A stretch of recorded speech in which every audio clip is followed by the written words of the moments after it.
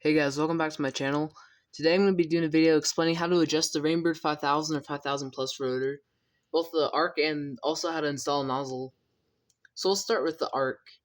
So what you're going to want to do first, when you have it in, pretend this is in the ground. First we're going to pretend it's a 180 degrees, so this is right edge, this is the left edge. What you're going to want to do is turn it so the left edge lines, and then the 5000s actually have now only use this on a new model. You shouldn't ever use it on a one that's already been used, but you can actually technically turn it. It's got a slip clutch, which makes it a lot faster to install. So therefore, you can turn it to align the left edge. So then check it again.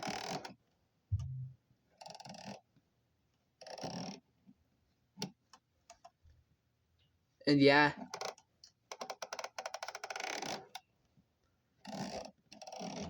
that's how to do with their fixed left edge. Is how to align it is you use the slip clutch if it's a brand new rotor that hasn't been used or seen water, or if it's been used, you'll have to just either loosen the head just a teensy bit or tighten it depending on how it's aligned, or you may have to do what you have to do with hunters. You have to unscrew the canister or unscrew the assembly of the canister and then align the left edge. But that's how to do the arc mostly. Now I'm going to show you how to switch it to 90 degree, how to change the arc. So now we're going to pretend that this is a 90 degree.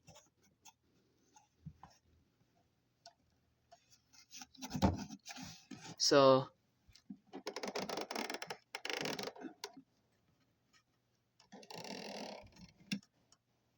yeah, remember that the 5000s have a fixed left edge. So if you pretend this is in the ground, you might want to just turn it at 90 degrees, the whole head.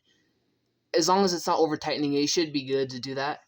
And then you put this one right here. That's the plus. If you turn it to the plus, it increases the arc, and if you turn it to the minus counterclockwise, it will decrease the arc. So once you get that in there, and you feel you should feel the screwdriver kind of go in the slot.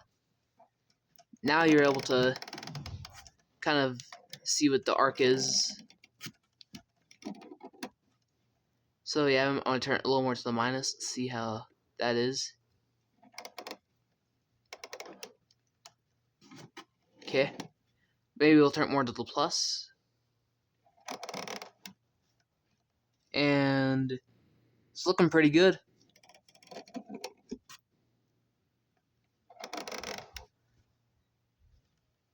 Actually, I'm going to turn it to the minus just slightly. Now, of course, it's different when you have it in the ground on and stuff. You might have to do additional adjustments. But this is how to to approximately set it in the ground, is have the arrow face the right edge, and then once you turn it to the left, have it make sure it's aligned with the left edge. So that's for the arc. Now let's get to nozzle. Now it's different. If you have one of the green top ones, you can actually, it's a lot easier to do the nozzles versus if you have one of the standard 5000s. So basically, as you can tell, this one's got nozzle installed. That's the nozzle identification plug. So what you're going to do, now there's a few ways to do it for if you want to install nozzle. One, you turn on, if you have the plus model only, turn on the zone, it will pop up, and then turn, as you can tell right here, there's this middle hole. If you turn it clockwise, that will shut off the flow. Counterclockwise will turn back on the flow. So if you turn it clockwise till the flow's off, then that should be able to then turn off the flow, and then you can put the nozzle in. And then when you put the nozzle in, make sure you always put down the radius screw, and then you can turn it back on. That's the easiest way if you have a plus model specifically. Same thing applies with the Hunter i20. Now, otherwise, if you don't have the plus model, you'll have to do it. It'll be a little harder. You can either, if it's in the ground, you can use the lift up tool. Or my personal favorite way of doing it is if you got strong enough hands, I like to pop it up with my fingers if possible. and then I hold it. So I kind of hold it like that, and then we're gonna pick a nozzle. So I'm gonna use a 1.5 GPM because this head's gonna be a 90 degree, as mentioned in my video. So you're gonna want to push the nozzle in until you hear it kind of click, or until it goes in fully. It does take a lot of force, just to let y'all know. But yeah, and like how it just where it clicked in. So now you're good to make sure you put back down the radius screw. So turn it clockwise.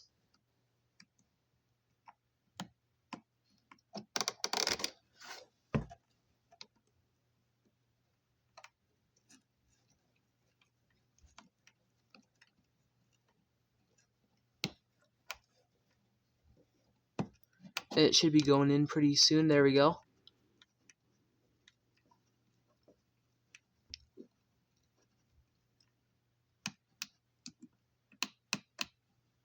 Usually want it down about how it is right now. That's usually how much I've done it for approximate full radius, and then you can always lower it down if you need it to go a little shorter. Like if you need shorter radius and fan it out a little. So that's pretty much it for this video. I'll also do a video of more sprinkler adjustments. And I'll do a video of it on also showing the plus feature in action. But yeah. Oh, actually, I will mention one more thing. I almost forgot one of the other important details, which you do not want to ever forget. If you have a 5000 or 5000 plus, it applies to either one.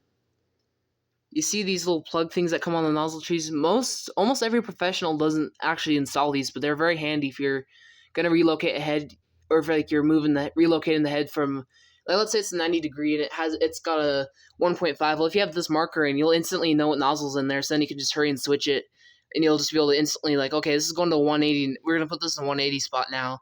We'll double the GPM to 3 gallons per minute. So pretty straightforward. Here, I'll get up closer. You just kind of put it in, kind of goes into line it with the grooves, and then pushes in, and there you go. Thank you guys for watching, and I'll do more videos soon.